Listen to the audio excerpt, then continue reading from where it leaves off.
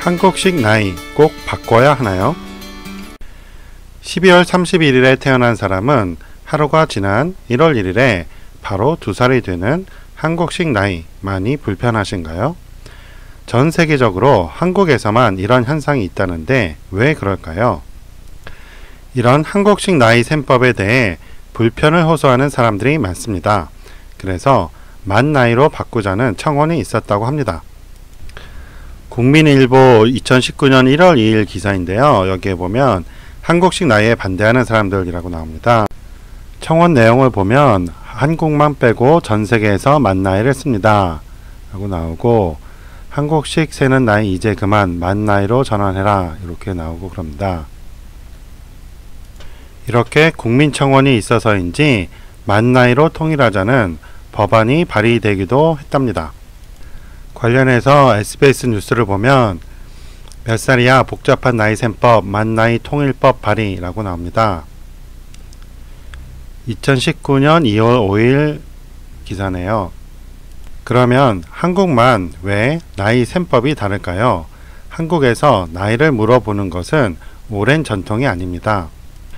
조선시대까지는 계급사회였기 때문에 나이와 상관없이 신분에 의해 상하가 구분되었습니다. 양반과 상민의 구분인 반상제도였죠.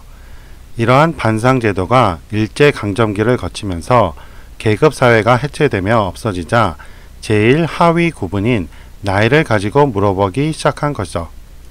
물론 조선시대에도 같은 계급사회에서는 나이를 따지기는 했습니다만 같은 양반이고 같은 나이라도 직급이 다르다면 계급이 우선이었습니다. 6.25 전쟁 후 군대 문화가 일반 사회에까지 널리 보급되면서 군대식 사회를 따지게 됩니다. 군대에서는 하루라도 먼저 들어오면 선임자라는 말이 있는데 이런 것이 일반 사회도 들어와 나이를 더 심하게 따지기 시작했습니다. 게다가 생활이 윤택해지며 학교 생활을 보편적으로 하게 되면서 나이에 따라 학년이 정해지다 보니 나이를 더 따지게 되었습니다. 그런데 여기서 볼 수 있는 현상이 있습니다. 3월 입학이기에 전년도 12월까지 출생자들과 다음 년도 2월 출생자들까지는 3월에 입학하게 됩니다. 그러면서 연도 차이가 있어도 같은 학년에 배정되게 되었습니다. 그래서 학교 생활에서는 나이보다 학년을 더 따지게 됩니다. 대학에서도 마찬가지로 재수, 삼수와 관계없이 학번으로 서열을 정하게 되었습니다. 이렇게 현재도 학년과 학번으로 서열을 정하기 때문에 한국식 나이만 불합리하다고 볼 수는 없습니다. 그건 알겠는데 왜 한국만 나이 셈법이 다를까요? 그건 원래 옛날에는 나이를 물어보는 것이 아닌 띠를 물어봤기 때문입니다. 사주팔자라고 들어보셨죠? 육식갑자에서 년, 월, 일, 시에 해당하는 것을 4개의 기둥이라 해서 사주라 하고 각 기둥에 천간과 지지의 2글자가 있기에 4 곱하기 2는 8로 팔자라고 합니다.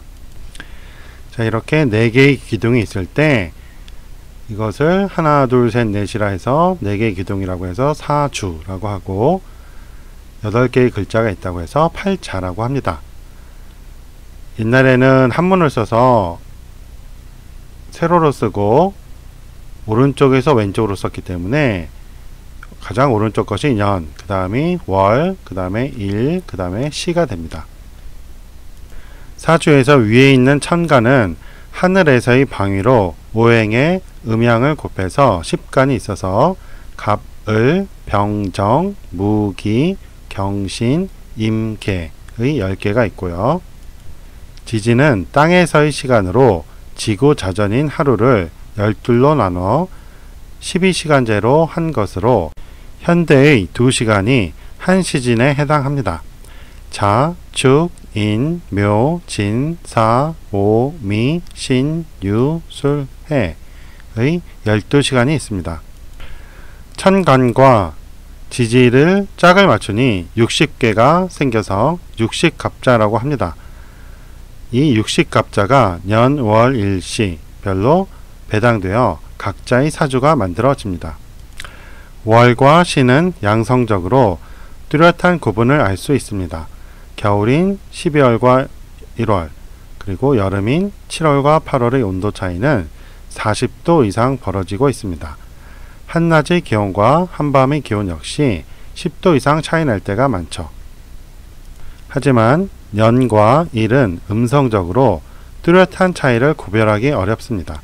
음성은 눈에 잘 안 띄니까요. 음성적이라고 영향이 없는 것은 아닙니다. 구별이 어려울 뿐이죠. 무슨 말이냐면 작년하고 올해의 1월 기온이 똑같지는 않다는 거예요. 음성적이죠. 하지만 뭔가 차이는 있다는 겁니다. 옛날 사람들은 12지지에 각각의 동물을 짝지어 띠로 구분했습니다. 이러한 구분은 시대별로 여러 번 바뀌었다고 하는데 현재는 돼지, 쥐, 소, 범, 토끼, 용, 뱀, 말, 양, 원숭이, 닭, 개의 12마리로 되어 있습니다. 구글 검색으로 찾은 건데요. 플러스 코리아라는 신문에 나온 거네요. 이렇게 12마리로 되어 있습니다. 돼지는 원래 한자로 돈이라고 합니다. 돈육은 돼지고기죠. 소도 우라고 하죠. 우육이라고 하고 우지라고도 합니다. 이렇게 원래 동물 한자와 12지의 한자가 다른 것은 옛날에는 이런 동물들이 아니었기 때문이라고 합니다. 시간이 지나면서 바뀐 것이라고 합니다. 아무튼 옛날 사람들은 생일에 따른 개인별 나이가 아닌 12지지에 따른 띠를 물어봤습니다. 년지는 음성적이라 월지와 달리 겉으로 표현하지 않지만 나름의 특성을 가진다고 합니다. 자세한 것은 띠별 성격, 운세 관련 자료를 검색해 보시고요. 이렇게 띠를 물어보는 전통이 있어서 지금도 나이 드신 분들은 몇 살이냐 보다는 무슨 띠냐 라고 물어보는 경우가 많습니다. 이렇게 띠별로 구분하던 것이 나이로 바뀌면서 개인별 생일 기준으로 나이를 따지는 것이 아닌 띠별로 나이를 따지게 된 겁니다. 그러다가 서양력이 보편화되면서 12월생의 경우 띠와 달력 기준 나이가 안 맞는 경우도 생겼죠. 음력으로 띠를 따져서 이렇게 안 맞는 경우도 있는데요. 제 다른 강의인 음력은 왜 쓸까요? 에서 밝혔듯이 음력은 바다의 물때를 알기 위한 달력으로 나이를 따질 때는 동지를 기준으로 하는 24절기력으로 하든지 서양력으로 해야 합니다. 자, 유튜브에 음력은 왜 쓸까요? 음력 설날은 필요할까요? 여기 나온 겁니다. 혹시 못 보신 분들을 위해서 이 동영상 마지막에 링크를 걸어 두겠습니다. 24절기력으로 하더라도 현재처럼 입춘 기준이 아닌 동지를 기준으로 해야 정확한 것입니다. 옛날에는 동지가 기준이었는데 한무제 이후 입춘으로 바뀌었다고 합니다. 서양에도 점성술이 있는데 연도에 따른 띠별이 아닌 월별인 별자리로 구분합니다. 그래서 서양은 생일 기준 나이 구분을 하는 것이죠. 자, 이와 같이 서양에서도 그 동물을 가지고 또는 다른 뭐 쌍둥이나 뭐 이런 걸 가지고 구분을 했어요. 근데 이거는 월별 구분이에요. 연도가 아니고 그 달의 구분이거든요. 그래서 이걸 가지고 점을 치고 그러죠. 같은 동양 문화에 속하는 중국과 일본은 어떤지 잘 모르겠지만 띠는 따지는 것으로 알고 있습니다. 한국만 유독 심한 것은 원래 육식갑자가 우리 조상들이 만들어서 그런 것일 수도 있습니다. 기원을 따지자면 7만 년 전 한백엄의 천부경으로 올라간다고 하는데요. 어려우니 여기서는 다루지 않겠습니다. 그렇다면 띠로 구분하던 것을 없애야 할까요? 이것은 학교에서 학년 구분을 없애자는 말과 같습니다. 그러면 어떻게 하는 것이 좋을까요? 전통적인 띠를 물어보는 것은 그대로 두고 나이는 개인별 생일 기준으로 하는 것이죠. 각종 공문서에 띠를 쓰는 경우는 없으니 나이는 생일 기준으로 하면 됩니다. 생일별 만 나이를 도입한다고 해도 현행 학교 제도에서는 나이차가 나는 사람들이 한 반을 구성하는 것은 어쩔 수 없습니다. 그러니 띠별 구분을 없앨 필요는 없습니다. 자, 이렇게 해서 한국식 나이가 과연 불합리한가에 대해서 알아봤습니다. 원래부터 불합리하던 것이 아니고 띠를 따지던 습관 때문에 그랬다는 것을 알아봤고요.